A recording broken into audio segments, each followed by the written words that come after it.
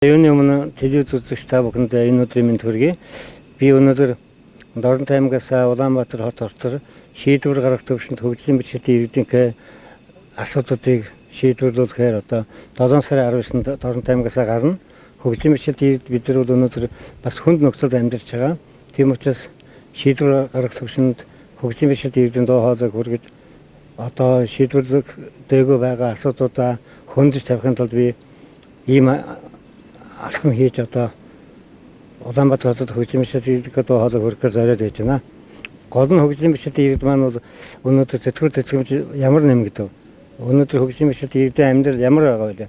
Энэ бүх асуудлыг шийдвэр гаргах төвшөнд хүргэж анхаарлыг хандуулахын тулд ийм ажил зохион байгуулж байна. Тэгээд бас иргэд тумаан та бүхэн манд дэмжээрэй.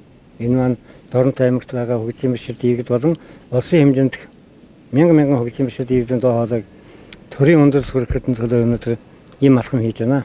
За тэгээд бас хөгжлийн бэлтгэлийн иргэд маань миний энэ үйл ажиллагааг бас маш их дэмжиж байгаа. Би өөрөө хөгжлийн бэлтгэлийн иргэний хувьд, хоёрдугаар хөгжлийн бэлтгэлийн иргэдийн төрийн бас байгууллагын тэргүүний хувьд бол энэ алхмыг хийж байгаа.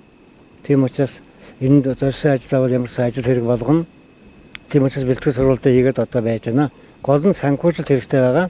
Тэгээд санхүүжилтын дээр маань бас нийт иргэдийг бас тусал дэмжээрэй, өөрсдийнхөө боломжоор гэж хүсэл тавих гэсэн. Аж ахуйн нэгж байгууллагуудаа бол би хандаж байгаа.